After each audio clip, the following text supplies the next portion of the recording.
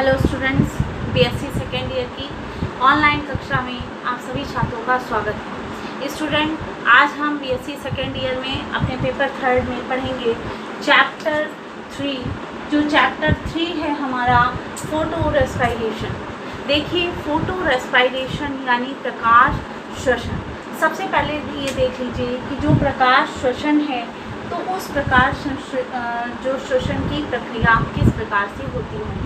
हमारे साइंटिस्ट थे कोर्ट ने 1963 के अनुसार प्रकाश श्वसन का जो अर्थ बताया वो ये बताया कि प्रकाश की उपस्थिति में श्वसन कार्बन डाइऑक्साइड का निकलना। अब प्रकाश श्वसन में तापमान बहुत महत्वपूर्ण भूमिका निभाता है। ये समझ लीजिए कि 25 से 35 डिग्री सेंटीग्रेड तापमान के बीच इसकी दर अत्यधिक होती है और यह प्रक्रिया ऑक्सीजन की सांद्रता पर भी निर्भर करती है और उच्च सांद्रता के साथ यह क्रिया निरंतर बढ़ती ही जाती है। फिर हमारे साइंटिस्ट आए बोविस, ओगेन और हेगमैन। उन्होंने 1971 में एंजाइम की दोहरी भूमिका की खोज निकाली। समान दशाओं में देखा गया कि CO2 जो यौगिकीकरण का उत्प्रेरक करता है और इस यौगिकीकरण के फलस्वरूप एक अणु से फॉस्फोग्लिसरिक अम्ल के 2 अणु उत्पन्न होते हैं। और क्या होता है कि ऐसी दशाएं जैसे तापमान वृद्धि, उच्च CO2 अनुपात और CO2 यौगिकीकरण के उत्प्रेरण में असमर्थ रहता है। अब ये जो दोनों अभिक्रियाएं थी तो दोनों अभिक्रियाओं को इस प्रकार से भी हम कह सकते हैं कि कार्बोक्सिलिक क्रिया और ऑक्सीजनिक क्रिया। यानी कार्बोक्सिलेज क्रिया में क्या होता है कि प्रकाश संश्लेषण की दिशा में, और जो ऑक्सीजनेस जो क्रिया होती है वो भी क्या होता है, प्रकाश श्वसन की दिशा में ये दोनों क्रियाएं होती हैं। अब जो प्रकाश संश्लेषण है तो प्रकाश श्वसन के विभिन्न पद यानी क्लोरोप्लास्ट, पेरिऑक्सीसोम और माइटोकॉन्ड्रिया में संपन्न होती है। अगर आपसे पूछ लिया जाए कि प्रकाश संश्लेषण की जो प्रक्रिया है वो किसमें पूरी होती है तो वो पूरी होती है किसमें, क्लोरोप्लास्ट में, पेरिऑक्सीसोम्स में और माइटोकॉन्ड्रिया। इन तीनों के अंतर्गत ये प्रक्रिया हमारी जो है संपन्न होती है। सबसे पहले हम देखते हैं क्लोरोप्लास्ट। अब देखिए, क्लोरोप्लास्ट में क्या होता था कि फॉस्फोग्लिसरिक अम्ल का निर्माण होता था और फिर अम्ल के निर्माण के बाद एक क्या होता था, फॉस्फोरिलेशन अभिक्रिया में फॉस्फोग्लिसोफिलिक अम्ल सरलता से ग्लाइकोफिलिक अम्ल में बदल जाता है जो प्रकाश संश्लेषण के लिए सबस्ट्रेट के रूप में कार्य करता है। अब ये तो हमने बात की क्लोरोप्लास्ट। अगर हम इसी तरह पेरिऑक्सीसोम्स को देखें तो साइंटिस्ट थे कौन से, जेलिश। तो जेलिश साइंटिस्ट ने 1966 में यह बताया कि ग्लाइकोफिलिक अम्ल एंजाइम ग्लाइकोलेट ऑक्सीडेज की उपस्थिति में ग्लाइकोफिलिक अम्ल में बदल जाता है और क्या होता है कि अभिक्रिया में हाइड्रोजन पेरोक्साइड बनाता है। फिर इसी तरह माइटोकॉन्ड्रिया में आया कि ग्लाइसिन साइटोप्लाज्म से होते हुए माइटोकॉन्ड्रिया में चला जाता है और दोनों जो अंग होते हैं तो उसमें क्या होता है, में उनकी उत्पत्ति की दृष्टि से स्थानिक संबंध दिखाई देता है। तो ये सारे प्रोसेस बताए किसमें, क्लोरोप्लास्ट में, ऑक्सीसोम्स में और माइटोकॉन्ड्रिया। अब देखिए, ये तो हमने प्रक्रिया देखी किसकी, फोटो रेस्पिरेशन प्रोसेस की, जो हमने आपको बताया 3 चरणों में यानी 3 प्रक्रम में ये संपन्न होती है। अब यहाँ पे लिखा है difference between dark and photo respiration, यानी अंतर, क्या अंतर होता है। अब देखिए, जहाँ पर डिफरेंस की बात आ जाए यानी अंतर की बात आ जाए तो हम ये कह सकते हैं कि जो डार्क फोटो रेस्पिरेशन है और जो प्रकाश लाइट रेस्पिरेशन है, उसके अंतर में सबसे पहले आप समझ लीजिए कि श्वसन अंधकार प्रकाश दोनों में होता है और यह केवल प्रकाश में होता है।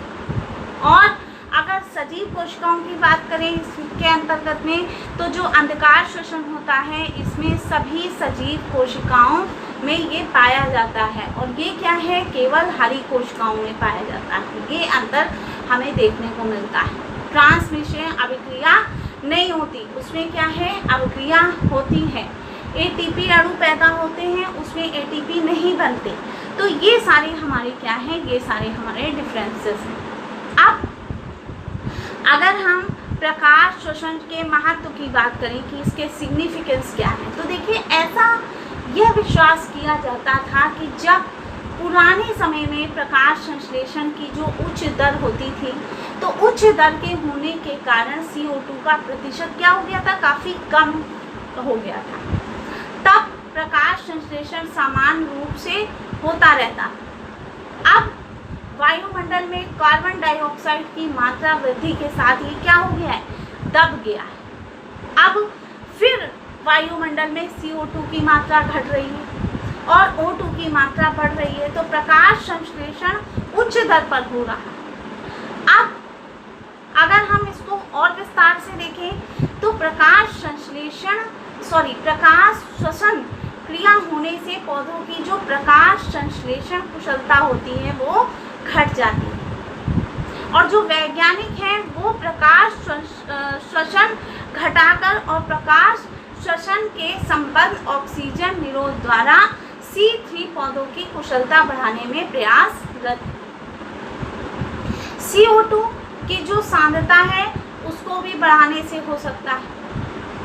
अब अगर हाल के अध्ययनों को देखें तो प्रकाश श्वसन की प्रक्रिया की रक्षात्मक और समर्थक क्रिया माना गया है, जो क्लोरोप्लास्ट की ऑक्सीजन जो है उसको क्या करता है, घटाता है।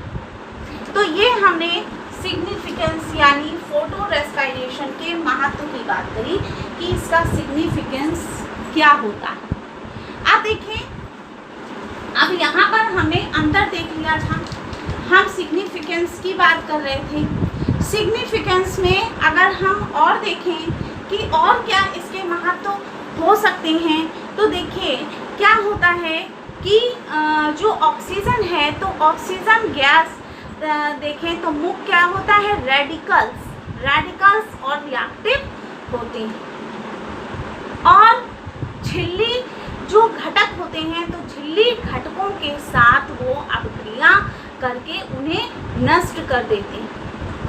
और प्रकाश श्वसन के अभाव में ऐसी ऑक्सीजन मुक्त मूलजों की सांद्रता अति उच्च पहुंच और क्लोरोप्लास्ट में विनाशक स्तर आ जाती है।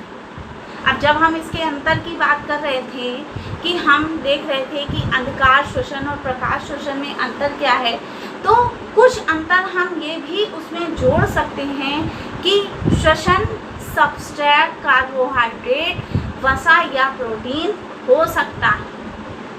और उसके अंतर्गत प्रकाश के अंतर्गत हम ये कह सकते हैं कि श्वसन सबस्ट्रेट ग्लाइकोलेट होता है। हम ये भी कह सकते हैं कि सबस्ट्रेट ताज़ा बना या भंडारित हो सकता है। और उसके अंतर्गत हम ये कह सकते हैं कि श्वसन सबस्ट्रेट नया बना होता है।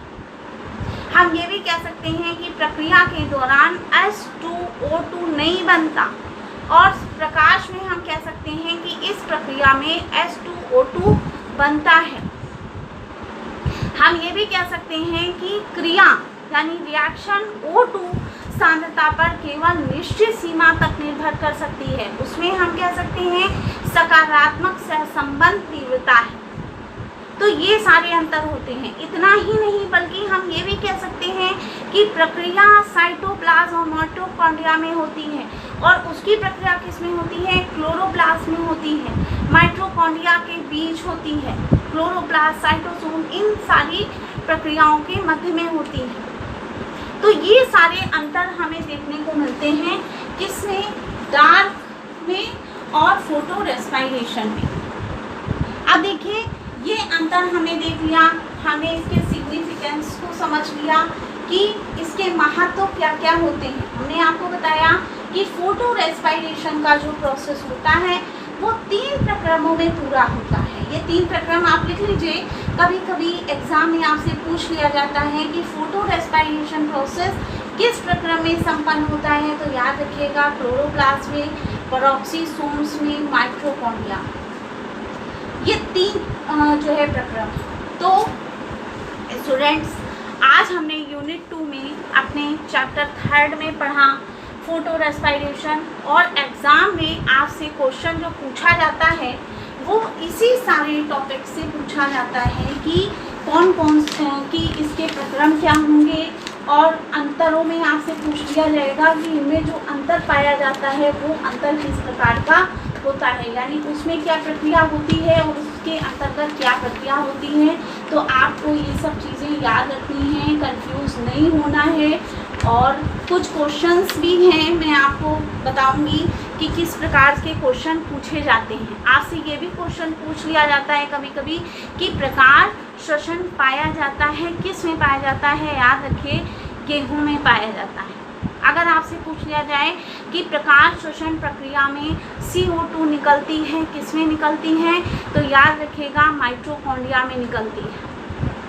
अगर आपसे पूछ लिया जाए कि प्रकाश श्वसन में श्वसन सबस्ट्रेट होता है क्या होता है, तो याद रखिएगा सबस्ट्रेट होता है ग्लाइकोलेट। तो इस तरह के जो क्वेश्चंस होते हैं ऑब्जेक्टिव में आपसे पूछे जाते हैं। आई होप आज का जो ये चैप्टर था आप सबको समझ में आया होगा। अब इसके आगे हम अपना नेक्स्ट चैप्टर जो है हमारा चैप्टर 4 और वो है रेस्पिरेशन, उसको हम कल डिस्कस करेंगे। Thank you.